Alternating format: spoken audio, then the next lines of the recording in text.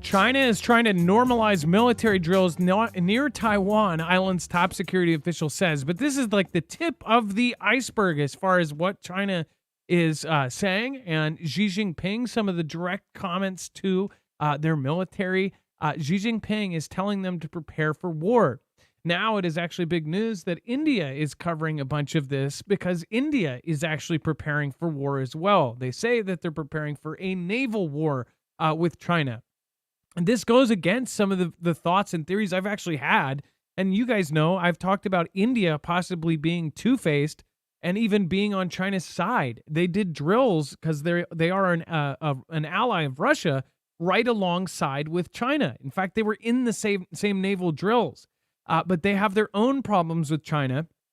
And now they're buying, I think, 60 MH-60 helicopters, which are detect submarines.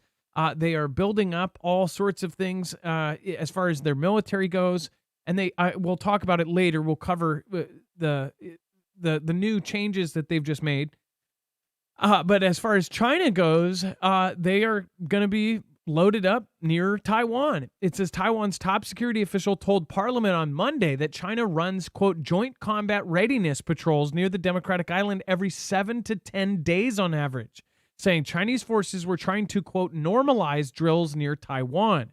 China has in recent years stepped up military activities near Taiwan with almost daily incursions into the island's air defense identification zones and regular combat readiness patrols that included drills by its air and naval forces. China claims democratically governed Taiwan as its own territory over the island's strong objections.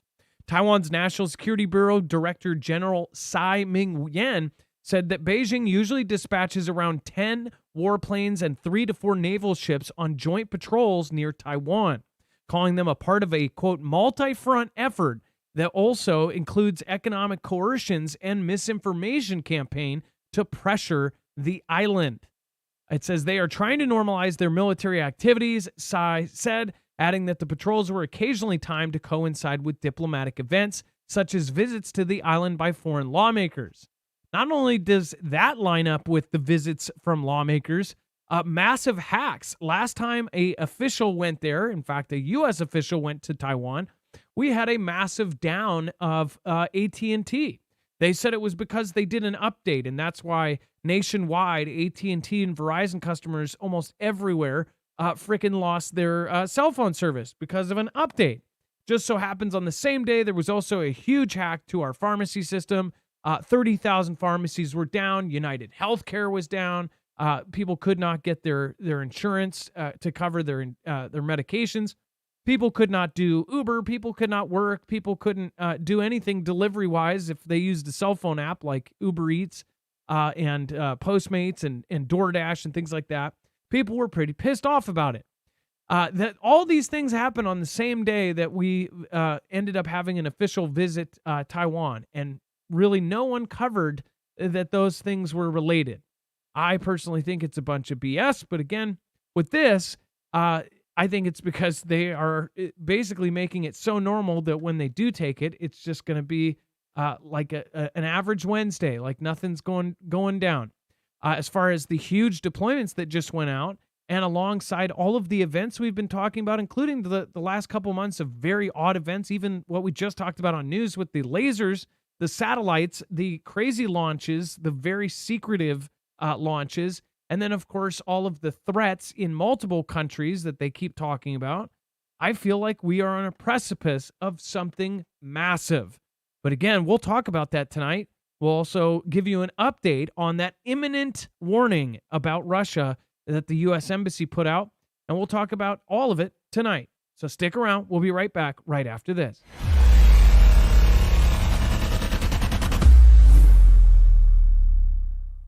Nothing in the show should be considered legal, medical, or financial advice. The views of the callers can differ considerably and do not necessarily reflect my opinion, Dex's opinion, or anyone else who works with the show. You should always do your own research and consult with professionals. The internet is full of fake news, so please take everything with a grain of salt. If you have not already, it helps us out if you end up going through any of our affiliates, and it helps you out if you end up protecting yourself against cybercrime. NordVPN is one of the best and one of the easiest to use. If you do not have a virtual private network, it protects your IP address, which is your online identity, which actually connects to your real address and everything else. It also connects to you. If you know anything about how they are data logging and basically getting your profiles down, you can prevent that by having a VPN. Nord is, again, one of the easiest. Download it. It's like an on switch and off switch. All you have to do. Go to marfooglenews.com/VPN. Not only will you get a giant discount on this, but you will also be helping us. I appreciate your support, and I appreciate everyone that goes through any of our affiliates. Can't say thank you enough.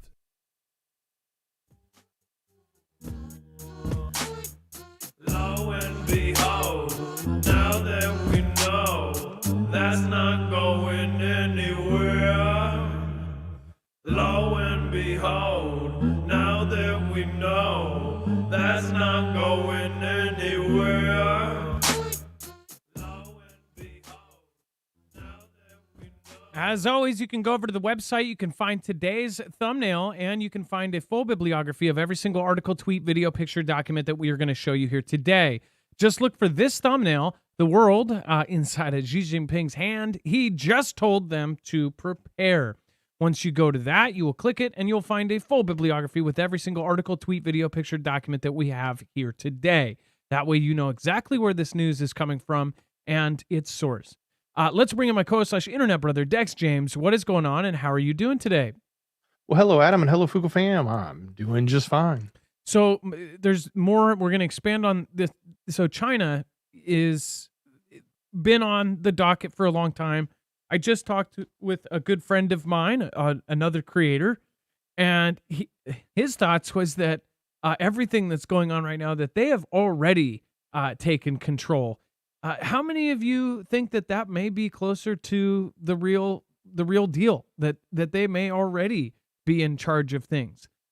Some think that their goal is that our world would instead have China as a number one, that they would be who everybody looks to, that they would be the ones who step in different countries when things go wrong. That's a very scary thought, especially since we are all talking about a civil conflict going on down here. Think about this. We have a civil conflict. Our power goes out. They come in as the hero and say, oh, gosh, Russia, I can't believe you did that. We're no longer friends. And then they bring in their troops to try to help us, right? That would be a whole crazy turn of events. But Dex, do you want to talk about Tesla and Apple's China sales plunge as the Chinese told to ditch Western products? So why are they telling them to ditch Western products? They want to make sure that the people, the cars, the technology they're using, not only is it not helping the West, but they're also not dependent on the West. And why would you be doing this? You're doing this because you're getting ready to go to conflict.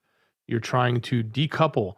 This is the same thing that we talk about. Flip the script here, and you say, well, we're worried about our antibiotics. We're worried about our metals and some of the microchips that we get from China. We're worried about how we're going to build some of our, replacements for our military gear, because some of it is dependent on components that come from China.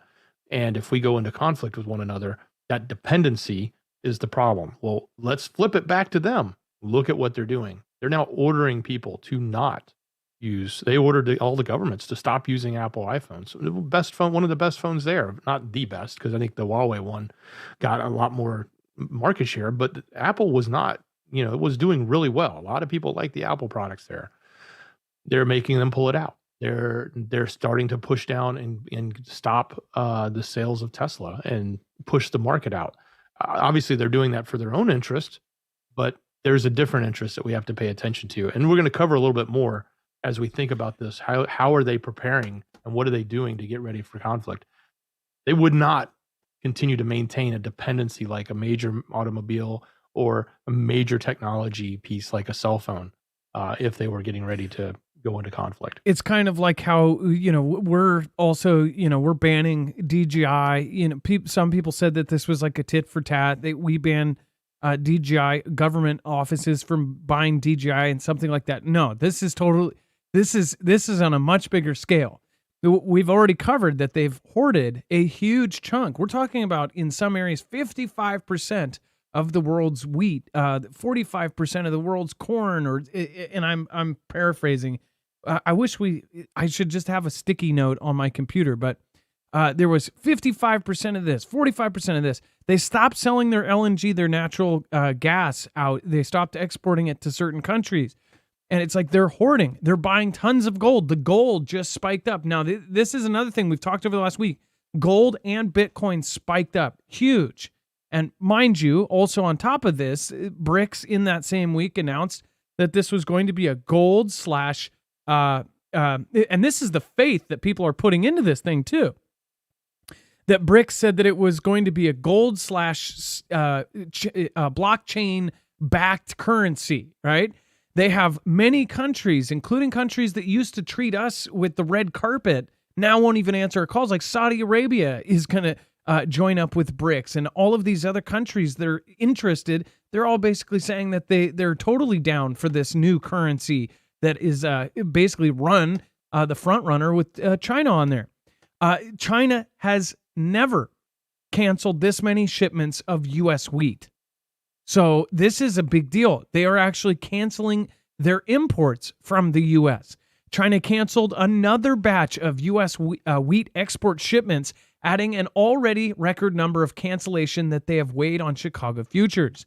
It says the U.S. Department of Agriculture in a Monday statement said private exporters exited purchases of 264,000 metric tons of U.S. soft red winter wheat to China. It was the third straight session with such an announcement, bringing the cancellation total to 504,000 tons, the most in USDA data going back to 1999. Wheat futures fell as much as 2.7% to $5.235 a bushel after the announcement, the lowest intraday level since August 2020, before prices turned higher. Higher, of course, because of all the stuff going on. I want to remind you guys, I called this years ago, and this was because of stories and patterns that were happening in the news when they said that they were dealing with Russia and that they were going to trade land. Russia said, hey, we really want to stop being so dependent on exports from the USA. You have land there that we could grow what we need and what we get from the USA. And China says, you know what, you're right. And you have land there that we could grow things that we get from them, like soy. They actually, surprisingly enough, get soy from us, right? Or a lot of it. They worked out a deal where they literally gave each other free land in their countries where they could grow the stuff that they were getting from us. That way they could deal with Russia and China and cut us out of the middle. This was something I said in the future you're going to see, and now it is here. They are cutting us out of the picture. Not to mention many other countries have lost faith in us. If you look, it's almost like everything that's been going on the last couple of years is so purposeful to basically have the whole world go, why do we need America? They're not going to come save us. They're not going to help us when we actually need help. And they support all the wrong things and they do all this. Not to mention, look at what they're doing. They're a circus over there. They're a clown show. We are the butt of the joke. We are literally the butt of the joke. It's almost purposeful with all the gaffes. Even if you're a supporter or you hate whatever else, I've never seen somebody make so many gaffes. How many times is what's his face going to walk the wrong direction? In the last few weeks, even, there's been the guys just walking off into the thing and realizes he's going the wrong way. It's like a Benny Hill episode, only it's real life, and he's supposedly the leader of the free world. It's really getting absolutely like this is just all on purpose. Dex, go ahead.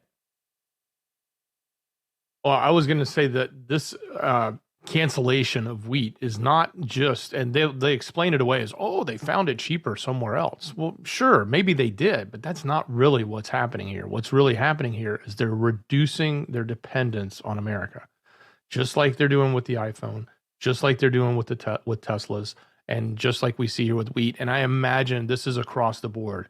If we could really go dig deep across a lot of other things that they're importing, or they have a dependency on, I imagine they're starting to slash as many of those as possible so that they can eliminate those dependencies and make sure that they have nothing that can be used against them in a coming conflict. And that's why I think that these are key indicators that we have to pay attention to. I mean, sure, you could think, oh, well, all the Teslas have Sentry mode and they can all have their cameras giving intelligence back to the US. Yeah, that's part of it, right? Just like the DJI drone can send intelligence back to China, and we don't want that happening. That's part of it. But at the same time, we also don't want our entire operational system running on a product that if we go to war with China over, we can't get them repaired. And all of a sudden now we're stuck and we have no operational equipment. So that's exactly why these two, both of us, the US and China, are sort of cutting these different ties in various places. Now It's on the horizon. This is December of 2021. This is part back then.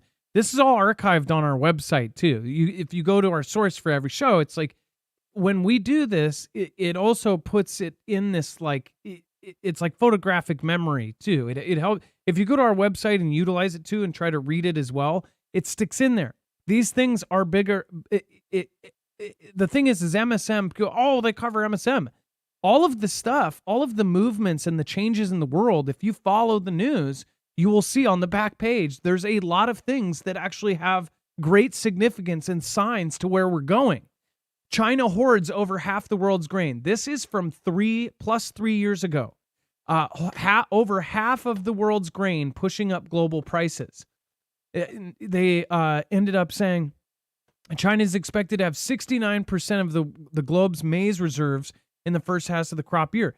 Rice, wheat, soybeans, everything that they were getting from us, they were hoarding. Why? Because if they go to war, we're going to cut those out. We're going to sanction them on these kind of things. They're going to have all of that stocked up and ready to go, and they'll be ready for this. That's why wars take a very long time, especially when you have economies that are tied together. It has been very clear they are cutting the economies out. And not to mention, they've infiltrated many of these countries. In 30 plus countries of NATO, they have spy stations set up. I mean, it seems extremely obvious at this point. There is some massive thing going on, and it's right under our noses, and only a few, you guys know this. Many of our peers are just trying to live. When you have gas at $5 plus a gallon, when you have eggs at frickin' $10 a dozen, when you have milk at $9 a gallon, this is literally, the last thing on their minds. They're just trying to survive and get their necessities, go to 9 to 5 and get that money just to pay rent. It's like people are not paying attention to this because obviously there is this huge deal going on right now where people can't even live. If you go anywhere on social media, at least every 10 videos, you will see a video of people going, I just don't know how people live now. That is now, it is drilled into our brains that it is expensive, that no one is living well, that it is really, really bad right now. And somehow we're believed to be doing well economically. No, we're not. We have $30+ trillion. I don't even know what it's up to now in debt. This isn't going away. It's only going to get worse. And when it's based on a dollar that was just basically printed, it's all based on debt. That doesn't work forever. In fact, it will collapse. As far as more money was printed in a 6-month period during CV, more money was printed than ever in all of history during that short little time period. More money, more currency was printed, the US dollars, in all of the history of the United States in 6 months. That is horrifying. And people don't know what's coming. And then people go, oh, well, you said this 5 years ago. Think about how you disconnect countries that have been working directly together economically, but have stayed adversaries for decades and decades and decades. It takes a while to disconnect. And that's what we showed you 5 years ago. We showed you them disconnecting. We showed the signs. It's all in front of us. Again, it seems obvious to me, but again, what do you guys think? Let me know in a comment below. Dex, go ahead. Well, in talking about the folks who are worried about the cost of living right now, just wait till they cut off other things. Just wait till you can't get the chips. Wait till you can't get the medicines. Wait till that's all gone. The prices are going to go through the roof. The cheap TVs you can get at Walmart won't be there anymore. the prices of those will be through the roof. The toys you get for your kids, you won't be able to afford them anymore. They're going to be through the roof because there won't be any. And or if you can get them, they're going to be have super high taxes on them or gone through a lot of process to get here because they're not going to be bringing them in, and the prices are going to be through the roof. We will see a massive inflation because of the cutoff, if there is, between China and U.S. I'm sure especially what gets cut off on our end. And it's going to be painful. I'm sure some of you have gotten really high quality toys for your kids. Most people have a mix. If you have kids, you have a mix of all sorts of different toys. But 99% of them are made either in China, Malaysia, or in an Asian country with low labor costs. When you're talking about some of the small companies that make toys in the United States, they're all expensive. Or the expensive toys, Lego is one of the most expensive toys out there. It is not a cheap product, right? Many people can not afford to get more than a $20 little tiny Lego set because of how expensive it's gotten, how expensive the process, and how everything is just shot up through the roof. They actually just raised their prices again.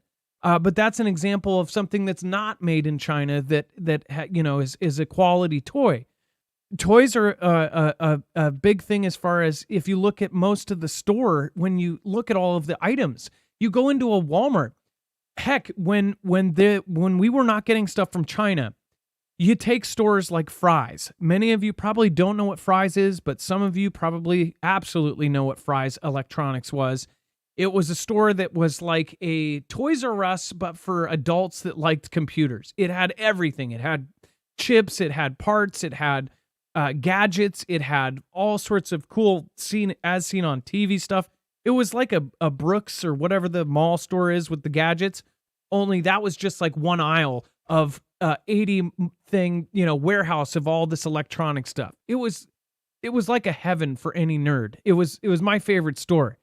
Once the shipment stopped happening from China, it was so creepy because you went in there was nothing on the shelves. And they stayed open for like 5 or 6 months. The one here near Seattle stayed open, and they had people working, and slowly they were just basically going bankrupt. And you kept asking them, like, when are you getting new stuff? Oh, well, once this shipping thing is worked out and they're paying the rent and they're basically getting through, but once it does, everything will come right back. It never came back. And everybody knew they were in their death throes, except for the employees. Talked to the employees there. They literally thought, oh, no, it'll be fine. I said, no, be real. They said, no, it really will. They said that the shipments are coming and that they're just stuck on ships and that they're coming. And, oh, Fry's will always be here. And then they all got laid off. Like overnight, just boom, you're done. You're done. And then I went back, and it was like 2 weeks before they told them, everybody, it was like a zombie land. All the employees were walking around. They were literally like sitting in a group of 7 just at a table. None of them were helping people. They didn't care anymore. They knew in 2 weeks everything was done. But the point of the story is that when you see a store like that, and I watched it over 5 months, and it was like the last of their stuff was there. All of the cheap stuff from China was gone, and that made up 90% of the store. The TVs, they had their display models. They started selling their display models. I'm like, that's definitely a red sign that, something bad is happening. They were taking TVs off of the wall and selling them for 20%. I mean, it was nuts. It was like going out of business, but they thought they were not. If people don't realize where this is going, they're trying to purposely stay under a rock. I've been confident on this for quite a long time. People consider this fear-mongering. I consider it reality. What do you guys think? Let me know in the comments below. Speaking of which, we'll do a roll call here in just a second. A good time, though. Guys, go check out Jace. If you haven't already, go over to marfooglenews.com/Jace. If you are wanting to get yourself a backup kit of antibiotics and things like this, if something like this does happen, this is why we actually grabbed Jace as an affiliate, because again, everybody was asking us how they have to do this. Jace is a great way to do it. You can get yourself life-saving antibiotics and a kit that has all of this stuff backed up. You can also get some of your regular medications that you have and get a year's supply of them. You'll have to learn more over at the website, but this is a legit telehealth. You'll get a board-certified doctor, and of course, you can get things backed up. You can go get the Jace case, which has kind of a pre-made kit of all of the stuff that you would need. Again, basically like a really advanced first aid kit with all sorts of really great stuff you wouldn't see in any normal kit. Not to mention you can add things into it like albuterol and things that people had controversy over for years. So make sure to go check that out. marfugglenews.com/Jace. Make sure to use the code MARF. It's exactly why we have started telling people that, check stuff like this out. This is definitely a smart idea. And again, marfugglenews.com/Jace, and make sure to use the code MARF. You will save and you'll help our channel at the same time.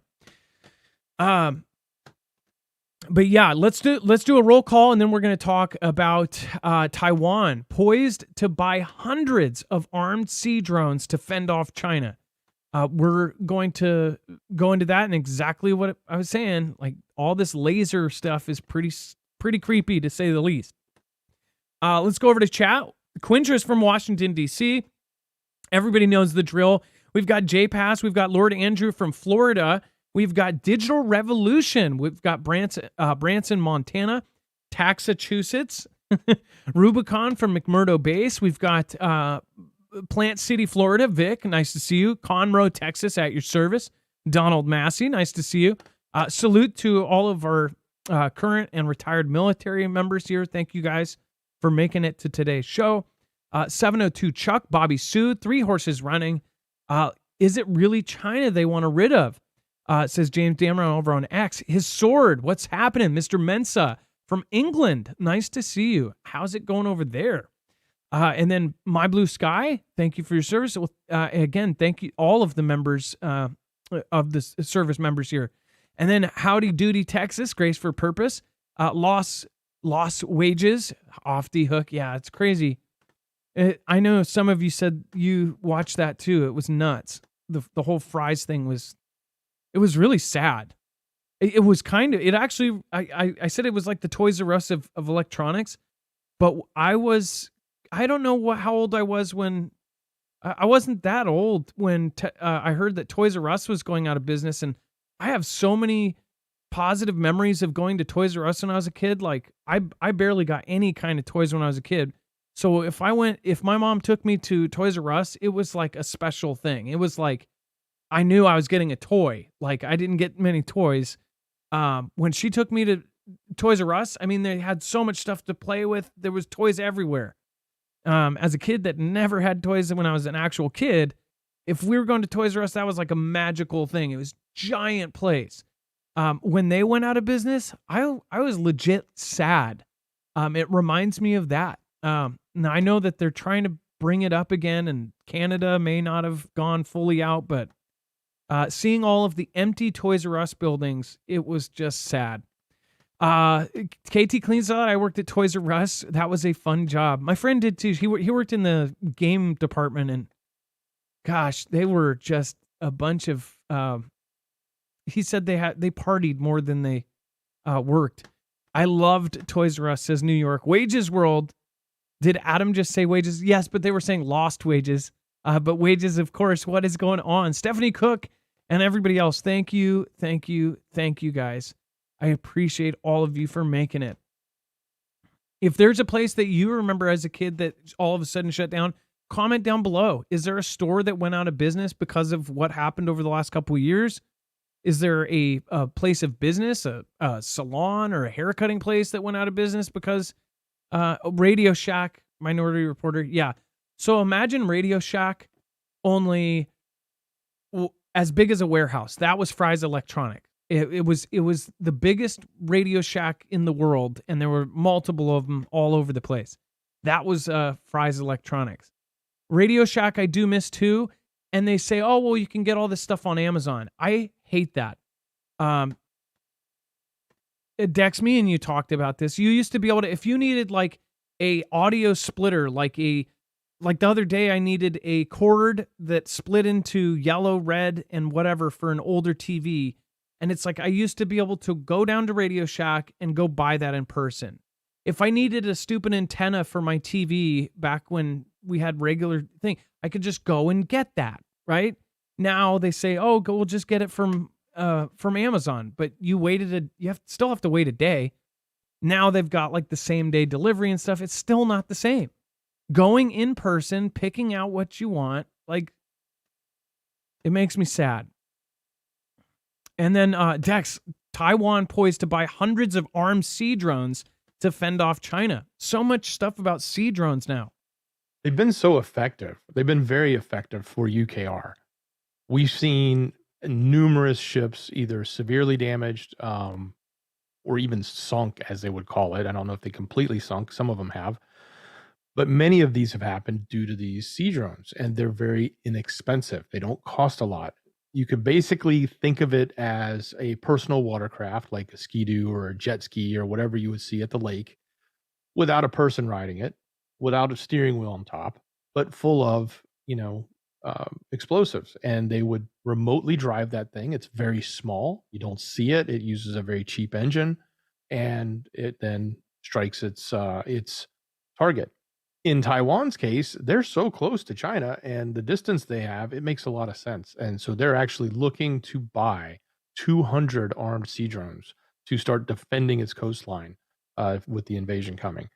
Now, mind you, they even have some coastline that's literally, we've shown you the Kinnaman Islands before. We've talked about it numerous times in the past week, where the locations are right there against the mainland of China, not the 100-mile distance that they have. But nonetheless, just the short distance that they have from mainland Taiwan to mainland China, and the amount of space that would be used with, the larger ships that would be coming through. These drones would probably be really a good investment on their part. So we'll see.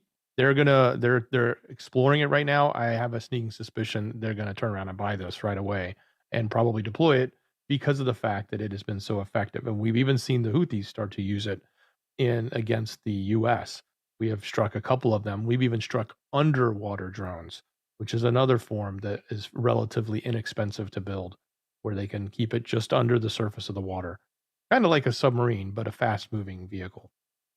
I wonder if they have plans. This is what I'm showing you on screen is Kinmen Island. This is Taiwan. So this is mainland Taiwan, or not. This is the big island of Taiwan.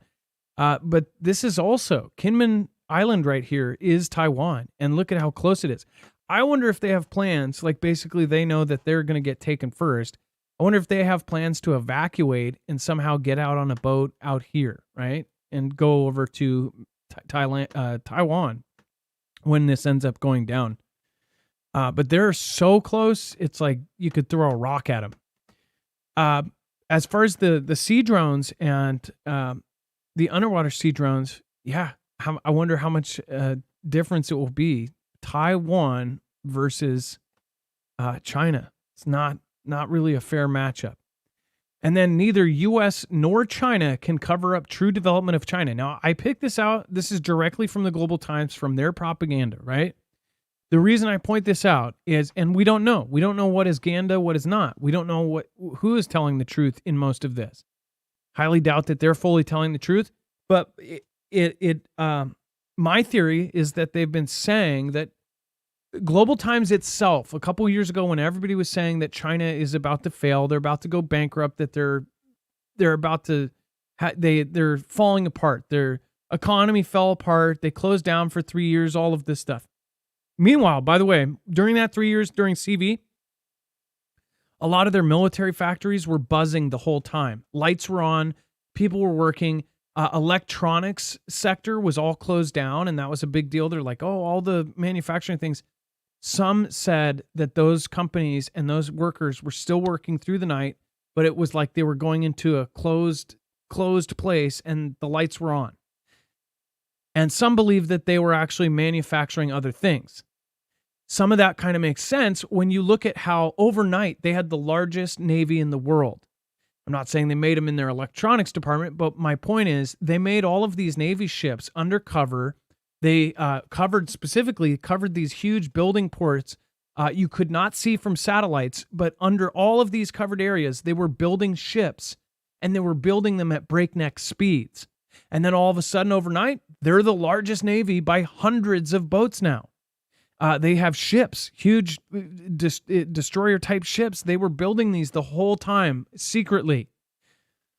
They are building the largest air force in the world. They all of these dates that they set out, they said, oh, they'll have so many nukes. They'll match 300 nukes by 2025 or something. They hit that number way ago. Now they're thinking they're going to match US by 2030 or 2029. That's like blowing the old number out of the water. That means that they're building and manufacturing things, and that they have been building and manufacturing things even when all this was closed down. Maybe it was a loss they accepted. Now, as far as back to the whole point where I thought maybe they're not, why would Global Times, it has to be approved by the Xi Jinping and by their regime, why would they purposely put out there, oh, we're failing, our economy is going bad? That newspaper doesn't put out things if it makes China look bad, unless it's like a, look weak when you're strong type of thing, or look strong when you're weak, like an art of war type thing. The rest of the world said, oh, they're failing horribly. Now they've turned that around. They said, nope, we're actually doing really well. And they are saying that the US and India are trying to make it look like they're not developing and that they're doing really bad right now. So from their point of view, they're saying that we are basically making all this up, that China's actually doing really well right now. Who's to know what the actual truth is? But if you look at how they're building up their military, even if they went bankrupt tomorrow, they could then use said military to go rob a bank, per se. But yeah. And India has been popping up a whole lot. And my prediction for the next month is that India is going to actually be full swing put into mainstream news. You don't hear much about India, especially in Western media. As far as our news does not talk too much about India. There's been a few stories where, they've popped up here and there. A lot of you watch Wyon News because they're pretty, out there. That's an Indian news company. Some of the things they say are absolutely crazy. They're saying like that India is going to go to war with China. The reason I thought they were kind of two-faced is because of all the drills they did and how they backed off of some of the borders. They've been arguing over certain areas for a long time with China. All of a sudden, their military members all backed off, their mobile barracks, their mobile structures. They all just disappeared overnight one night. And that was within a couple weeks of the huge drill they did with Russia and China. Not to mention BRICS is Brazil, Russia, India, China, South America or South Africa. So you have that as well. And BRICS is not just those 5 countries; those are the big ones. So I don't know. I think something else is going on here. But either way, China's point is they're saying that everybody is just saying that they're broke and that their development is stunted and all of this. Dex, as far as do you want to talk about U.S. military airlifts non-essential staff from embassy in Haiti and bolsters security amid ongoing gang violence? Yeah, certainly. So some big stuff was happening over the weekend as it relates to what's going on in Haiti. So the first thing that happened was that they did lift the military came in and helped bring out non-essential staff. As we've been reporting, there's been a lot of unrest happening in Haiti. They even, I think, said the prime minister or the president, I don't know what leadership role that they have there that's barely running anything, even left. Now, they technically left for another reason. We'll talk about that in a moment. But, things are out of control. We've reported in the past week that they tried to take over the airport. We've reported that they've been targeting and trying to go after the government buildings. They have now hit numerous government buildings left and right, they being the gangs that are running the country. They're pretty much the only ones running the country at this point. Now, we did evacuate. We still have the embassy there, but we got rid of non-essential. We actually beefed up security with our own military there to protect the embassy. And we have a lot of other things that are going on, which we'll talk about in a moment. This is, as we said, going to be something that will have to be dealt with. And I say that because they're not going to want to allow a country to just fall into turmoil, especially that backs up against the Dominican Republic that sits right here close to the U.S., that is nearby other islands such as Puerto Rico, et cetera. that could have a major effect on the U.S. as well as when you have that sort of vacuum created, it makes it easy for someone else like our adversaries, China, Russia, or whoever, to swoop in and all of a sudden have a new foothold in a location that is very critical. So there's another this part. is important. There's another this is part. Very important. Go ahead, Adam. Haiti is, so everybody keeps talking, and I was talking to Jacob Israel about this over the last couple days. He was sending me stuff about how they're talking about how Haiti has cannibals, right?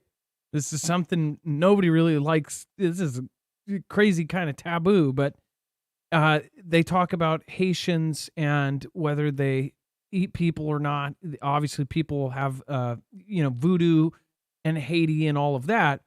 But there's supposedly stuff coming about the leader, Barbecue. His name is Barbecue, and I never thought of this before all of this other kind of stuff came out. Why is his name Barbecue? Does he eat his enemies? Like, this is some creepy stuff. Some believe that his name is Barbecue because of that. And I'm like, I don't know what's what's actually being said to scare people. Jacob said something along the lines, he almost believes that they're scaring the hell out of us with the Haiti thing, because guess what? What happens when there's turmoil here? Well, then there's refugees. And where are those refugees going to be? See the thing there?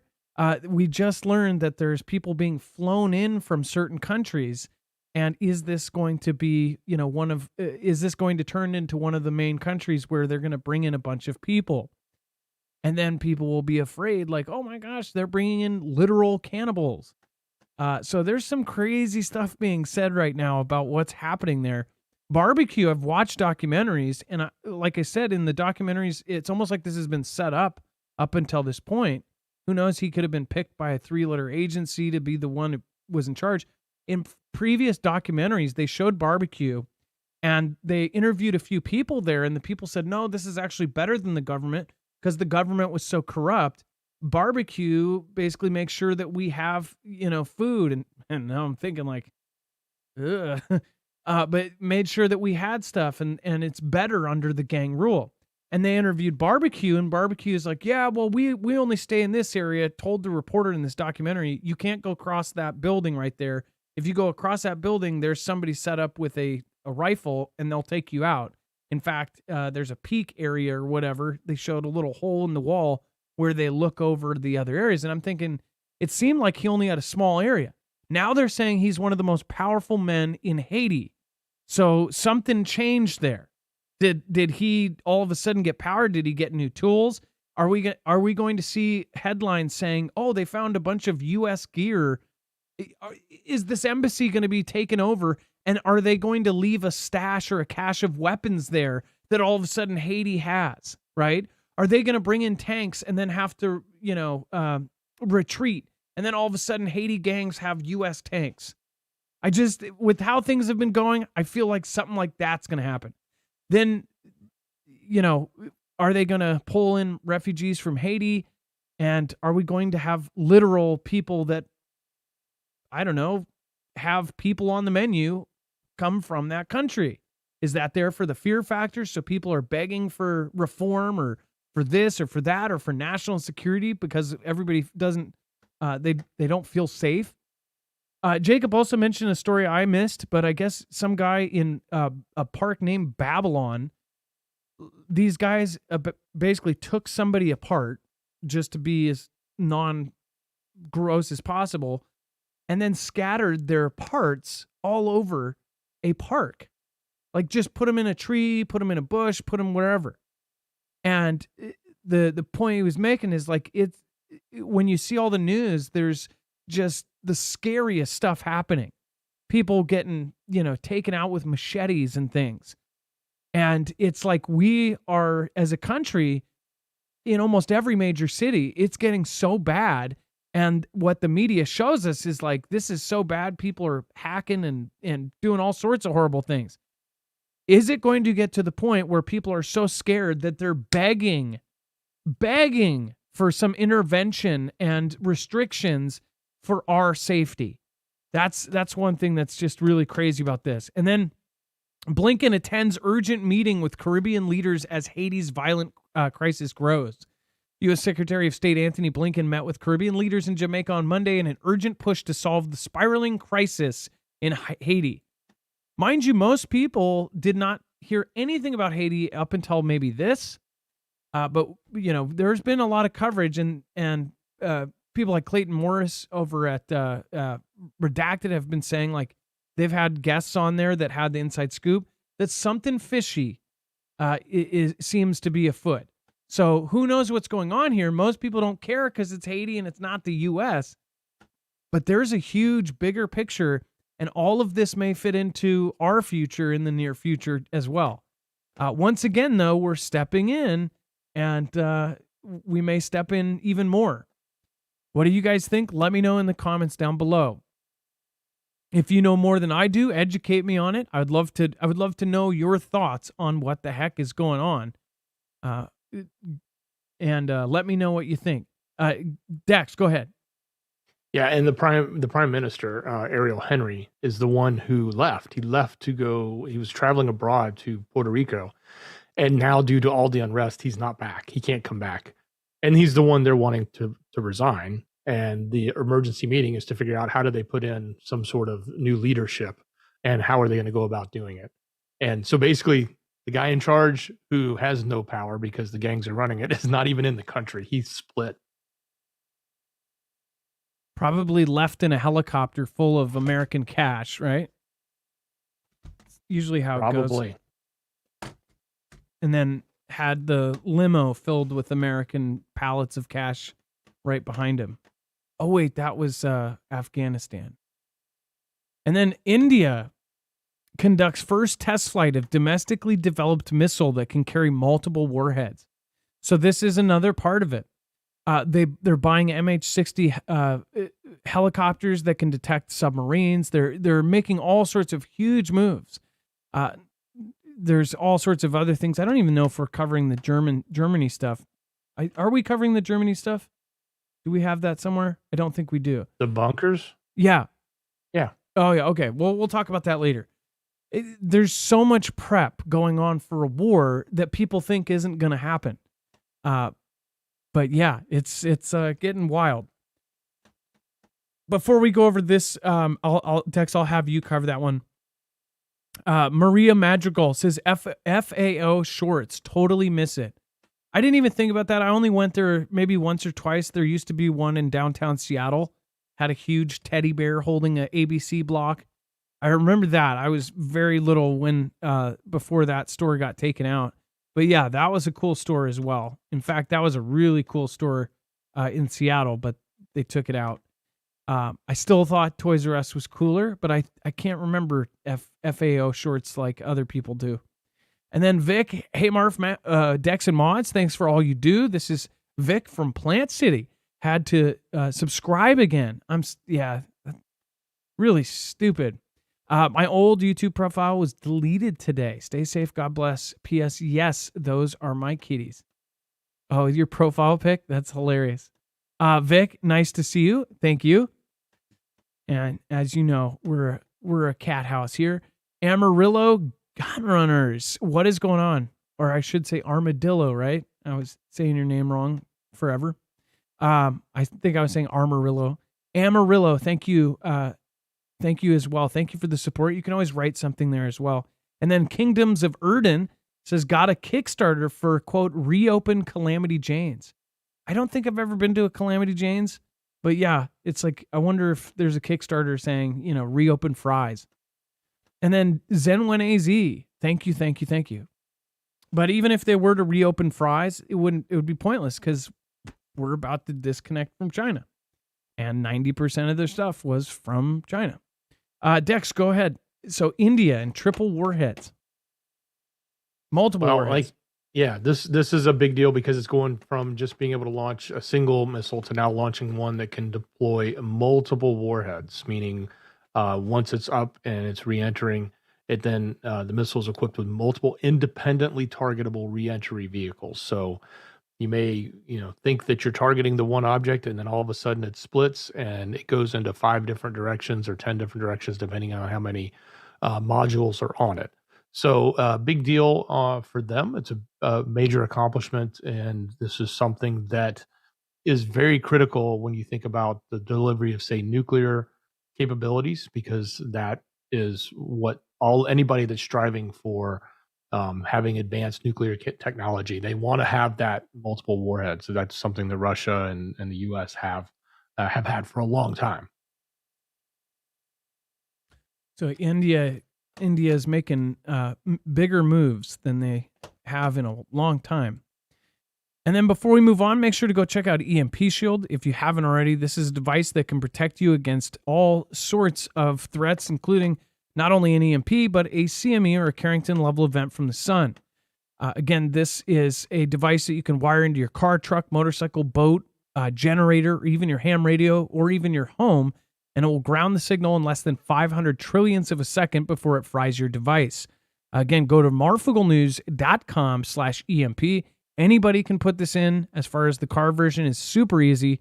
Red to red on your battery, black to black on your battery, and green to ground. Super, super easy. And again, they are still asking people to be patient. Normally they ship next day. I think it's taking a few days to ship now, just because of how crazy busy they have gotten over the last couple of weeks. So make sure to keep that in mind. And if they are out of the original EMP Shield, make sure to go check if they have the EMP Shield Micro. It's a quarter of the size, but it's all the same protection. Not necessarily better, but it is better for smaller vehicles, or if you have smaller space to try to bolt it in. That also comes really in handy, or motorcycles, things like that. Go to marfooglenews.com/EMP and make sure to use the code MARF, $50 off, and to help us. Thank you guys. Appreciate it. And then let's see here. Let's go over to Russia, Iran, and China to hold warship drills in the Gulf of Oman. So this is set to happen from the 12th to the 15th. So this actually starts tomorrow, or I don't know if it's tonight over there. It might already be the 12th. But Russia said a group of its warships had arrived in Iran to take part in drills with Iran and China in the Gulf of Oman and the Arabian Sea. The joint exercises, called Maritime Security Belt 2024, will involve warships and aviation, the Russian Defense Ministry said in a statement quoted by state media on Monday. The practical part of the exercise will take place in the waters of the Gulf of Oman in the Arabian Sea. The minister said, it says the main purpose of the maneuvers is to work out the safety of maritime economic activity. One reason we always cover these is any drill can turn into the real thing. Drills are a good way to move around military equipment and gear, and of course structures and tanks and ships without causing alarm. Not to mention, nobody panics. They say, oh, it's just a drill.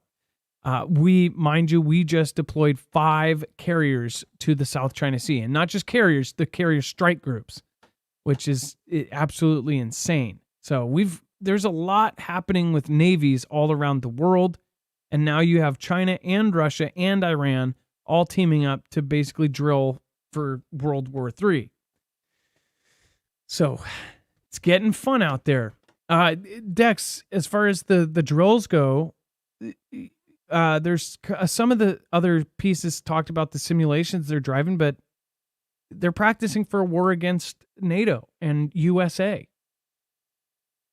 Yeah, they certainly are. And they're obviously practicing with their partners that are adversaries to the West and who all currently have a conflict, whether it be China with Taiwan, Iran in the Middle East, or Russia in Europe. But that war is not going to happen, right? And then Sweden conducted its first reconnaissance flights near the Russian border since joining NATO. Dex, why don't you go over this? I'm going to change batteries real quick.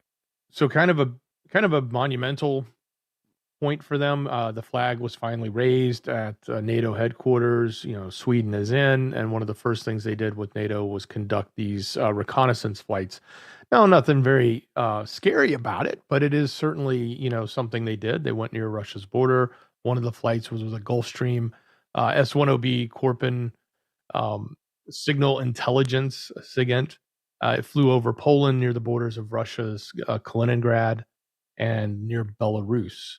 And then the other one was a Saab 340 radar aircraft, which is also considered an airborne early warning and control system. It's able to track ships, planes, and missiles up to 190 to 250 miles at an altitude of 20,000 feet. This particular plane was being used in the Baltic Sea near Russia, trying to track them. So, to the extent that Russia was, not happy with Sweden joining, and Sweden just joined, their first act is to let's go surveil Russia and wave out the window and stick our nose in the air as we go by, and that's pretty much what they did.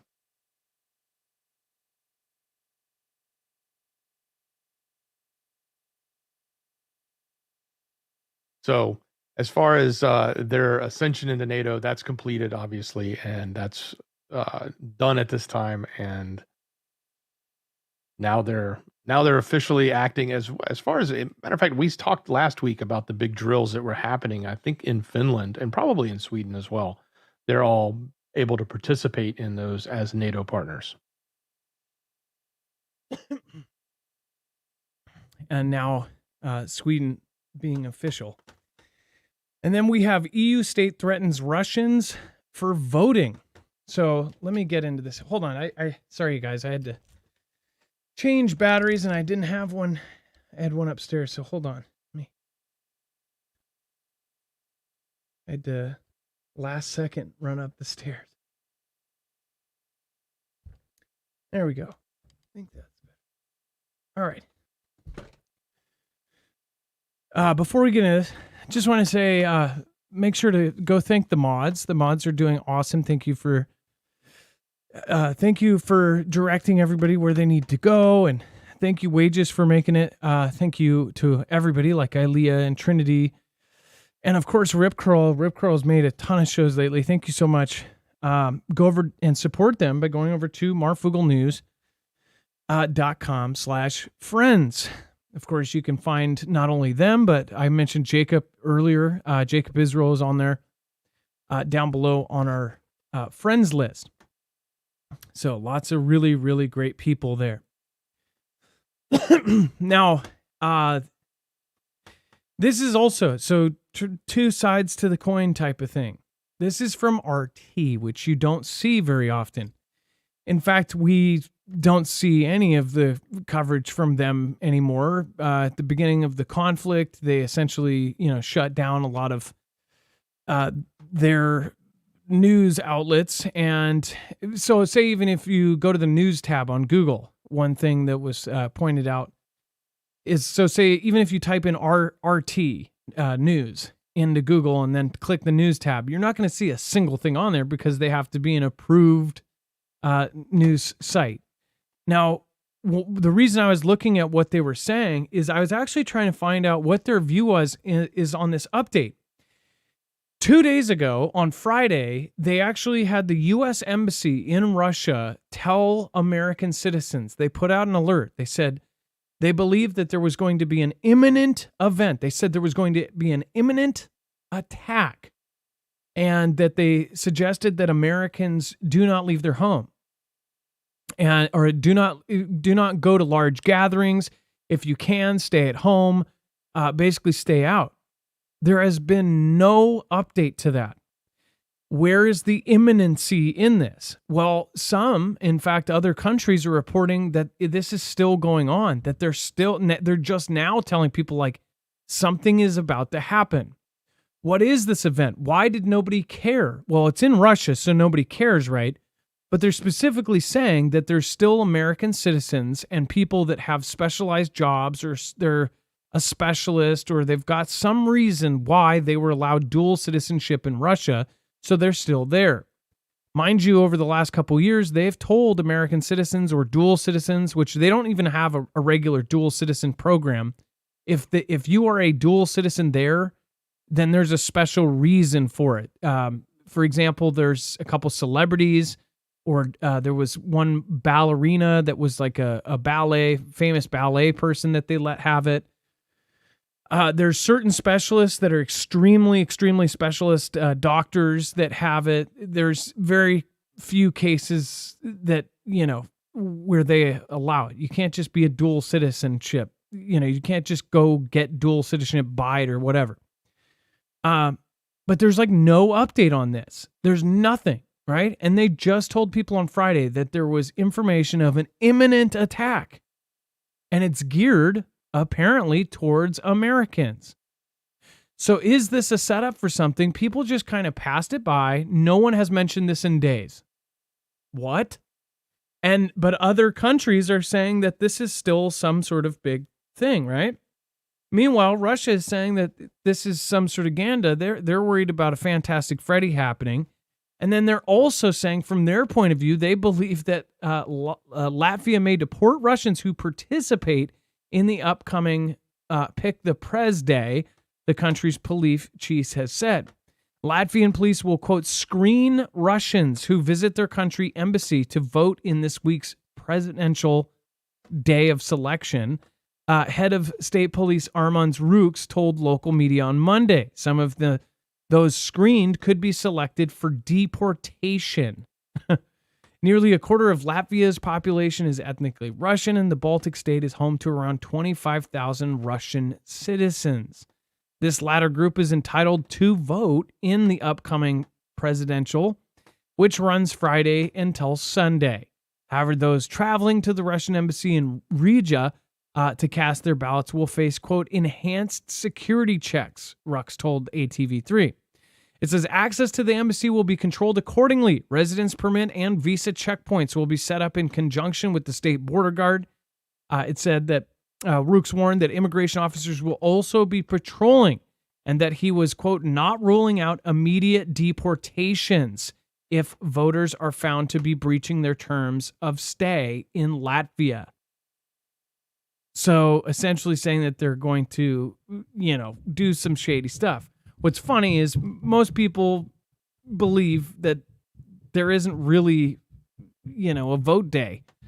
Like, he's going to continue to be the president. One of his, his big critics is now gone.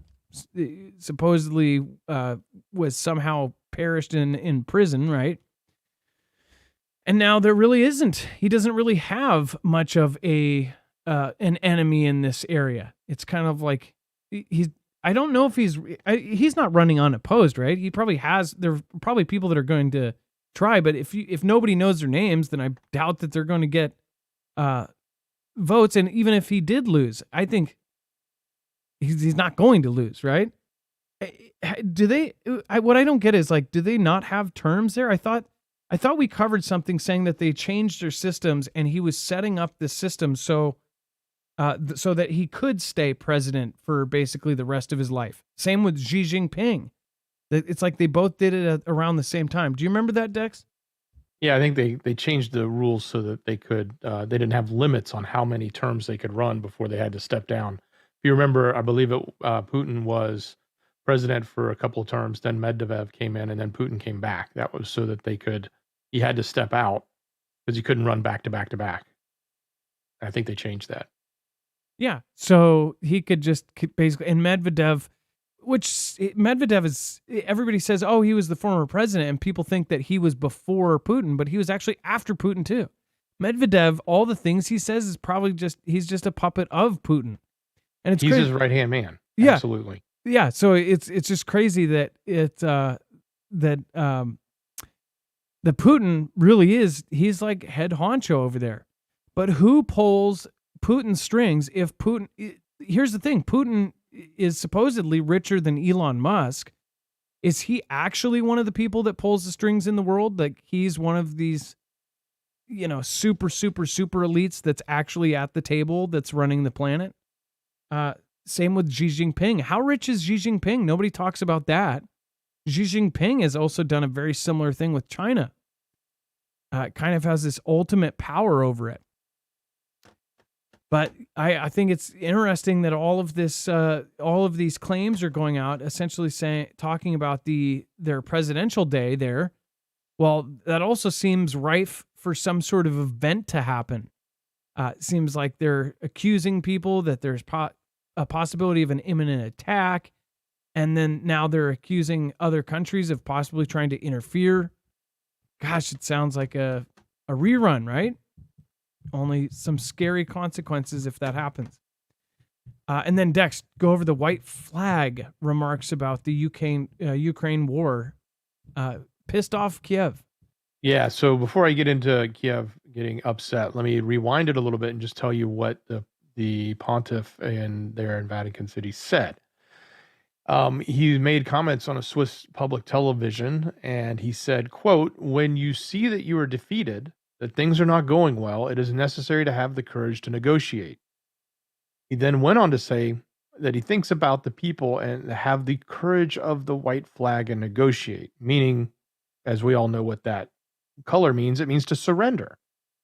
So this has obviously, and of course everybody ran with it over the weekend, that the pontiff was sort of throwing it at UKR, saying they should surrender or they should stop, give it and stop the battle, so to speak. So obviously now leaders of UKR, Poland, Latvia, and others are coming out and sharply criticizing Pope Francis over his remarks. They're all in favor of continuing the conflict. They want to defeat Russia and they want to keep them out of UKR and keep them from advancing any further into Europe, as they claim. So that's the current conflict and what's going on and what he said and what kind of turmoil it is now put into. It's kind of interesting, though, to see that he would come out. And I mean, it's not that interesting because typically in that role, they typically ask for world peace. peace. They typically try to say, war is not good. But at the same time, they're also just as connected as Putin is connected as, the people that run the West are connected, and all part of a bigger system. So it just makes you wonder, what role this narrative is playing in the bigger picture. Yeah, the Pope, the Catholic Church is one of the most powerful entities on the planet. And they've been going through all sorts of crazy changes as well. And then everybody has a side theory, especially our community is very split on what's going on with the Catholic Church and the popes. But yeah, it gets nuts. Something's up about it because you can't really talk about that. You can't really talk about the Pope. It's very weird. I've seen some weird stuff happens when people do certain vids on them. Let's see here. And then let's skip forward to Polish president says NATO members should spend 3% of their GDP on defense. Also a big deal. Stephen McMahon says, thanks to our great mods, and I hope I don't sound pukey by saying I love you, all of you. No, you don't. And honestly, we over the years, we've had people that have gotten married from this group that have met people that they literally are going to spend the rest of their lives with. So I don't think that sounds bad at all. I think this is a really, really great community. And then Redonk says the Hillary and Bill money in Haiti. Yeah, there's a lot of crazy connections. And then Sharon Davis, thank you. And Carol, Marf, if and when we lose the internet, thank you for educating us all these years, Deck James, you too. Carol, I'd love to say, I hope it never goes down. At some point, I think even if it's just a natural disaster or something, we're going to lose the internet. Maria Madrigal, thank you again. I appreciate that. And Vic, thank you. Over on D Live, thank you guys, Chance Paladin, Zippy Moons. And then I do want to shout out Genius by Birth. Thank you. Before the show even started, you actually gifted out memberships, and I cannot say thank you enough. And thank you for always doing that. I appreciate you. And then let's go over and the Polish president and Aaron 4G and Aaron 4G. Thank you so much. Out of Warsaw, Poland's president will propose during a visit to the United States that NATO members spend 3% of their gross domestic product, or GDP, on defense, he said on Monday. Russia's invasion of Ukraine in 2022 made defense a top priority for members of NATO's eastern flank, and Poland is spending around 4% of GDP on boosting its armed forces this year. It says, quote, I want to propose that NATO countries decide together that the alliance's requirement will be spend not 2%, but 3% of GDP on defense. Now, when we see 3%, we're like 3%. Some of these countries, their GDP is giant. I don't know how it compares to the U.S. Obviously, we have a giant GDP. But we're talking about a ton of money. We're talking about a giant leap in 1% of GDP for each of these countries. Some of these countries, which are independently rich because of other reasons, they would be putting a whole lot more money into defense. There's been so much talk from Europe and from NATO. And if you just read all of the NATO side of things over the last 3 months, you'd be like, oh, we're going to war in like the next couple weeks. Because if you look at what they have been doing, what they have been releasing, the leaked plans, everything else, either they are going to manufacture a conflict or this is going to happen. We've never been in such a world where they are straight up saying that they're going to go to war, that it's going to happen soon, and people just do not believe it. They are just, once it ends up in an MSM article, people are like, nope, I don't believe it because they've lied to me so many times. I just don't believe it. But they're telling us straight out in the open that there's going to be a hot war with Russia and NATO. They're telling us that Russia is going to attack them first. So there's kind of, I guess they don't have to take too much liability. They're saying, well, we think they're going to, or they're going to, they have plans. And then if it doesn't happen, they could say, oh, well, we released the plans. That's probably why it's not happening. Or they manufacture it actually getting triggered, or a Fantastic Freddy, or they are actually going to try to take over NATO with the help of China and Iran and everybody else. Dex, go ahead. I kind of wonder how much of this is in response to the former president's notion that he's been talking about NATO and funding. There is, specific information out there showing that over 35% of the NATO alliance doesn't spend anywhere near their 2% mark. So for Poland to come out and say, hey, we all need to come up to 3% would sort of shut up the former president in his speaking points. But it also would, I guess, give validity to it too, if they actually paid their amount. And when I say pay, it doesn't mean pay it to America. They're supposed to spend it. If they don't have a defensive line and they don't have jets and the proper equipment to defend their country based on at least spending 3% of their GDP or 2%, which is what they're obligated to, then somebody has to support them. Then they become the welfare state, so to speak, of military, which means we have to pay for it because we're the ones that have all the money. So that's why when you make the statement that they don't pay their fair share, they're not investing their fair share. They're all supposed to invest. So I wonder how much of this statement coming out from the Polish president has anything to do with the fact that the former president, D-Man, has been rallying against this pretty hard in the last, few weeks. I was just looking up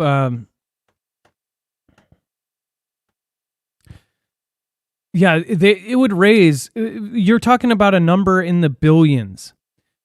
Just for Sweden, right? It would be a raise of like $9 billion.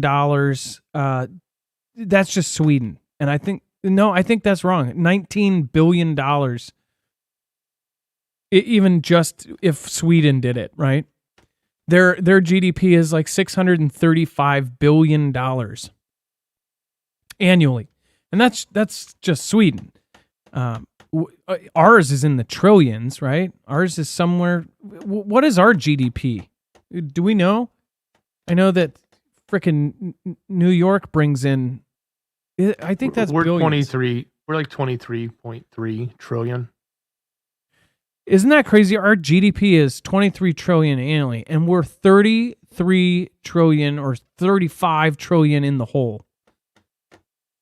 Obviously, the math on that, it's always going to be worse than, and especially with inflation and money losing its value, we're going to be paying this off until our great grandkids are old people, if they are allowed to live, if the world's still here.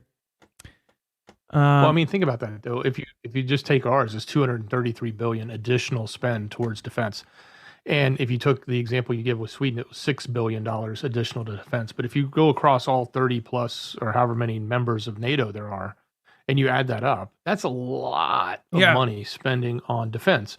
And does the world really need that? I mean, are we really living in a world that we have to have that much money spent on military? Or are they trying to spend that much on military because that's the world they want to create? Yeah, it would probably, I mean, be in the hundreds of billions of dollars if they all combine. Some of those countries are multiple trillions. And heck, if the USA would be, they're 3% of 23 trillion. Dex, what is 3% of 23 trillion? Or what is 1%? I think that's actually pretty easy. I'm kind of being stupid, am I? That's what I did. It was 233 billion is what I said. That would be the 1% addition from the US. So the extra 1% from us would be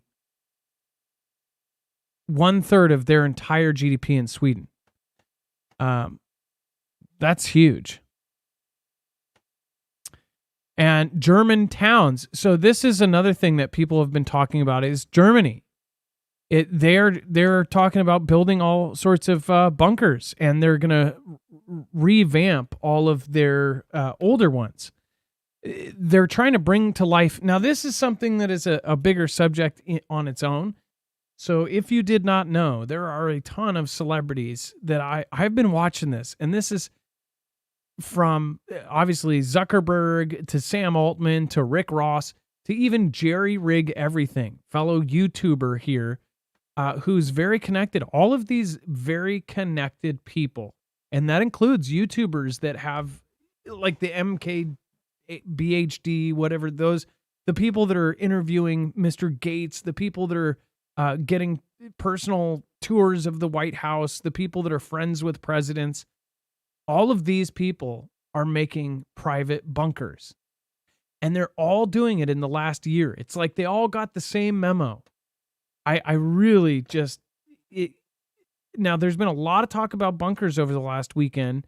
Obviously in our community, Nate CP just put out a video with a really, really awesome guy who wrote a book, and I forget what his name is, but you'll have to go check that out. Somebody sent me a short clip of this guy talking about his book and about bunkers. He's, very smart guy. He's from academia, and he actually got a grant from a school to go out and to research bunkers and preppers. As the way he put it was actually really crazy. If you think about bunkers right now, think about what we look at. As far as he's a geologist, a cultural geologist, I guess. But he looks at, if we dig up a tomb, right? And we see these tunnels and these cave markings and things. Well, that's what the bunkers of today will be to some civilization in 100,000 years. Those bunkers will still be there, and people will be unearthing these bunkers from from war, from this or that. And he did these cave dives in London. Really, really cool stuff. I guess there's a whole city world under London. Like they have multiple layers of stuff under London, and they have all sorts of shelters under London that are just basically abandoned. And this guy went in, he traveled all around the world. He talked to preppers all around the world, and he went into it being a skeptic. And now he's a full-on prepper that owns a farm and does all of this stuff. And he's totally not the type. Like, he went in trying to be a skeptic and being like, these guys are idiots. And he came out saying, man, they're right. Like, I'm a prepper too now. And he wrote a book. So I haven't got his book yet. I want to get that book because it sounds really, really interesting. It's right up my alley of what I think is cool. But one of the things that has been the current theme of this last couple weeks is that there is a lot of chatter about bunkers. Not to mention you have the celebrities that they're already in the final stages. They're done with their bunkers or they're finishing them. They're getting shipments to them. What was the memo that all of these people got that they're all building these bunkers? People that are not the richest people in the world are spending their life savings building these kind of bunkers. If you haven't seen Jerry Rig Everything, does a lot of cool videos. He does tech videos. Like he tears apart cell phones and looks at the insides of them and things. He does all sorts of crazy stuff. But he's pretty straightforward channel. He's not a political thing, whatever else. But he's very connected. And I've noticed this. There's a lot of connected even YouTubers that are building bunkers in their backyards. And it's like they all have something in common. That they're connected. Or they're so big. He's almost 10 million subscribers. You're talking about the kind of like Casey Neistat and people like him. They're giant YouTubers that basically were a household name at one point or that, everybody knows. Their audience, it is so big that they have celebrities and presidents and politicians, and they cover content that basically everybody can watch, right? Those people are the ones making the bunkers, not the regular Joe, not the prepper channel. It's like you see the tech nerds or the people doing this. Those are the people that are building bunkers. What was the memo? Germany and other countries, they're now renting space. Atlas, some of the comments that Atlas, another YouTuber said, Atlas owns Atlas Survival Shelters, hasn't really done much on YouTube anymore. Back when he was a small company, he did a lot more videos. Now the demand for bunkers is so astronomically high that there's a wait time for almost all these companies. I called at least 3 companies and they said that they're a year out from even starting to look at building one. And that's not good. And now I'm sure there are ones out there that could do it quicker or do a pre-built one and pop it in. But if you wanted to get a bunker made, it's going to be some time. And that's because of how busy they are. Now, German towns are calling for new air raid bunkers and sirens. They're talking about spending over €1 billion for each of the next 10 years to protect the civilian population, said Andre Buchhager, head of the Association of German Councils. It says that they want to spend on building a new system of bunkers and air raid sirens to protect the population in case of war. During the Cold War, Germany had over 2,000 bunkers, but there were only 600 left that could offer shelter to around 500,000 people, he said. We urgently need to put disused bunkers back into operation, and we need to build new modern shelters. So with this, it's like, what the heck is going on here? Like, you obviously have companies like Atlas, you have folks that are involved in this, and they're all saying the same thing. They're all going out and building for an event that really most of us have no clue if it's even going to happen or not. Do they know something that we don't? What are your thoughts on it? Let me know in the comments down below. I'd love to hear it. Let me know. Dex, what do you think about them trying to add all these bunkers? And you think it's for no reason? It's not just for fun. It's certainly for a reason. And they keep telling us what it is. They know what they want. They want to go to war. They're telling everybody it's coming. And they're going to act and perform the actions to hold up that position. Well, it's getting pretty crazy, to say the least. Before we move on, if you do want to do your own freeze drying, highly recommend going over and checking Harvest Right out. You can get your own machine. It's an investment, but once you get it, you're going to have a much, much more affordable route to actually freeze dry your own food, your own dietary needs, and you're going to get $300 off plus free shipping and a premier pump out of that as well. Over at marfooglenews.com/freeze. So go check it out. Again, you can freeze dry your own food that will last up to 25 years, keep most of its flavor and nutrients, and you don't have to pay the upcharge that they pay to do the labor, the time, and the packaging. You can do that all yourself at a fraction of the cost. And then, that's over in Utah as well. And then Pentagon needs Congress to hand over $10 billion to replace weapons sent to Ukraine. So yet another check needs to be wrote. Dex, go ahead. It's ridiculous the amount that has gone in. On one hand, you think that we've spent what we've said we've spent, but apparently we've spent more, because now they're saying, look, we've got all this equipment that's gone over, and we actually need to replenish it. We don't even have the funding now to replenish the stockpiles that we lost. So while it may have been funded, it technically isn't, because they're going back to Congress and asking for $10 billion. They need to replace these weapons. What does that mean? Like, what does that mean to our own ability to defend ourselves? What does that mean to our own ability to protect our troops around the world and to support our other allies? If we don't have $10 billion worth of equipment because we're in the hole now, because we've just given it all away, what does that mean? And how long is it going to take us to replenish this? Even if Congress wrote them a magic check tomorrow and went to the printing press and printed a bunch of dollars like they like to do and just said, no problem, here's your 10 billion. The fact that we even have to manufacture and create this, sure, that's great. It'll create jobs, whatever, fine. That's important. But it's a weakness. I mean, if anything, it's a weakness to think that we have this much of a depletion that the DoD is now begging for money to replenish what they've lost. Well, our enemies also see that too. They see a time frame where we're weak. Do you think they're going to wait until we replenish it? Also, they can, if say the $60 billion doesn't get approved, something like that whole scenario pops up, they could just then do something where they give $60 billion worth of stuff over, and then later they go, well, now we need $60 billion, but it's for us. So they could even pull their strings where they're able to use a loophole to send them $60 billion worth of gear. And then when it's for us, everybody's going to say, well, of course, we need to defend ourselves.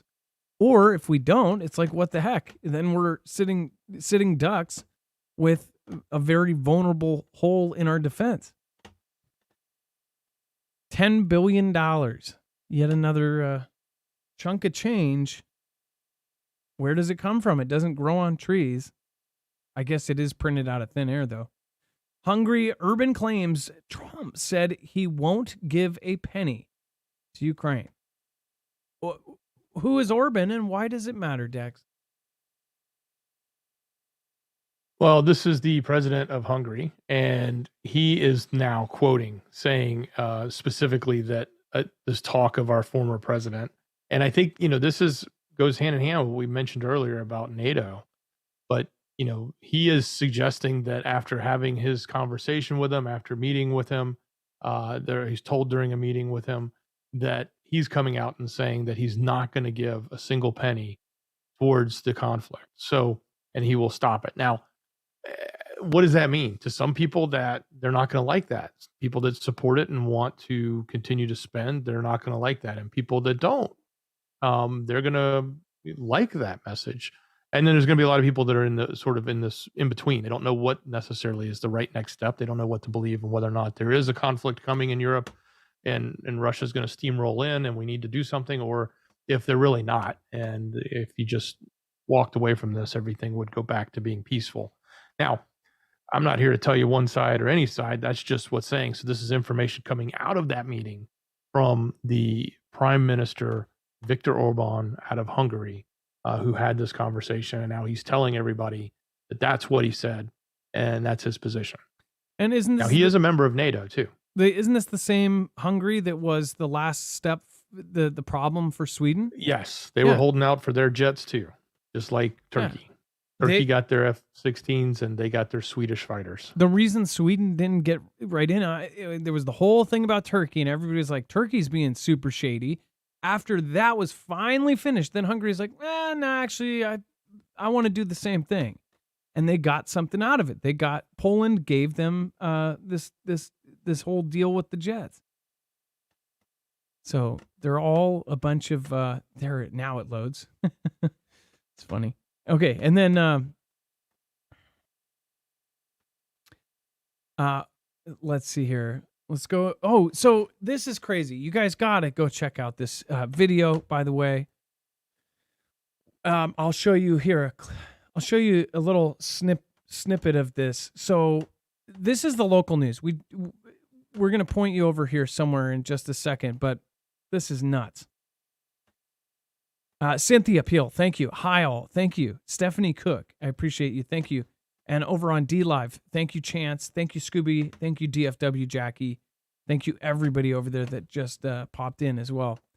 So if you didn't watch the video earlier, I didn't have the ability to show you some of the screenshots in this. But I wanted to show you a screenshot of this laser going over the town.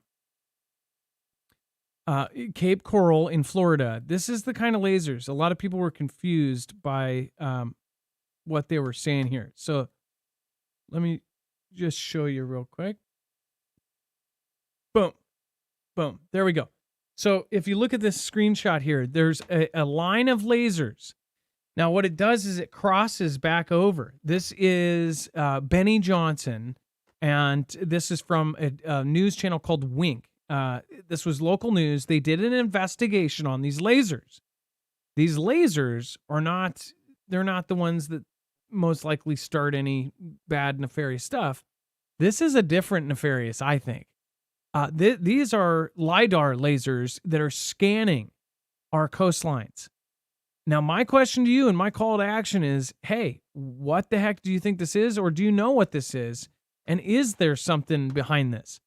We saw lasers scanning Hawaii a few months ago. Again, very, very creepy. That happened after, I think, all of that stuff went down. Or I don't know if that was before.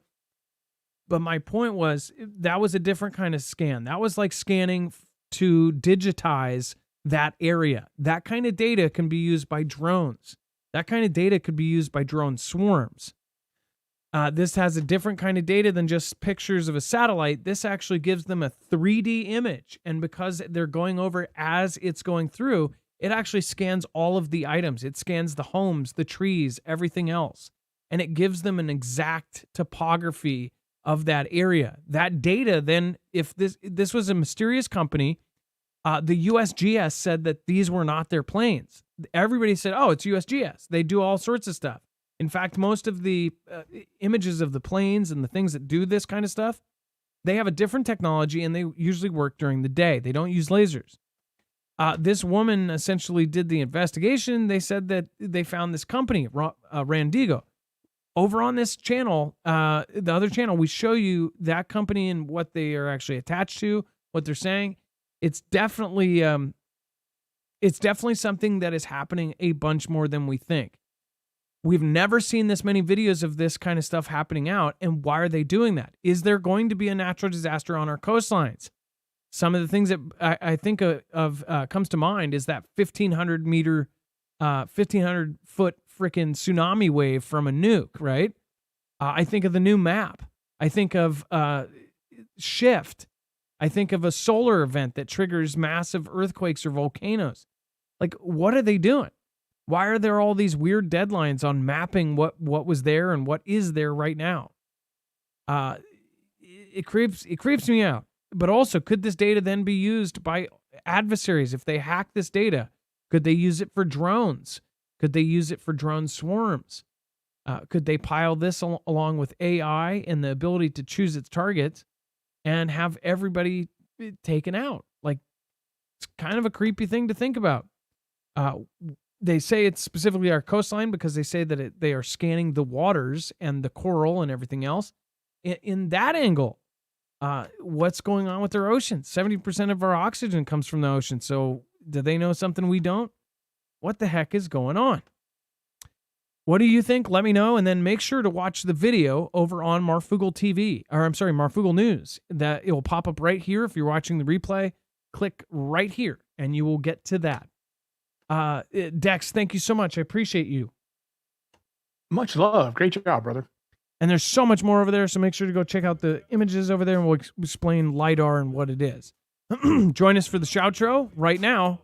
Thank you, and thank you to all that made it to tonight's show.